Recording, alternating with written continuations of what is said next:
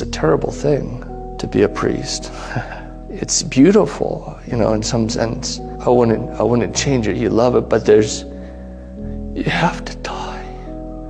It's terrible. It's terrible. It's not a career. It's something you just bear, in a good way with Christ, because you're entering into that in some small way, because the priesthood is Christ's.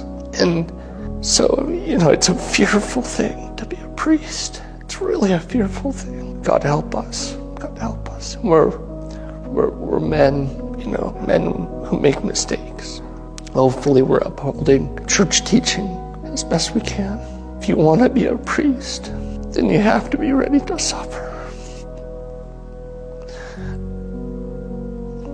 Because you have to suffer with Christ for your people and for the world around you, and then you have to love, and you have to try to love as best you can.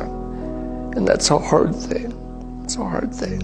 And there's so many temptations, there's so many temptations for priests to really pray for them. But if you're doing it, it's not a career. It's not a career. In fact, if you want a career, it's the worst career choice you could ever make in your whole life. So don't do that. It has to be life. And sometimes all you have is Christ. And you're stripped down to almost nothing. And left with only Christ. And you have to be ready for that. You have to be ready for that. You have to be ready to be rejected. You have to be ready to be persecuted. You have to be ready to love when people don't love you.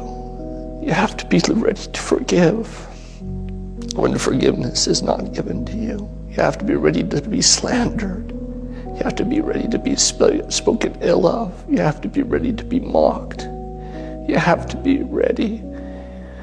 All Christians do, but in some sense, in a more potent way, the priest has to.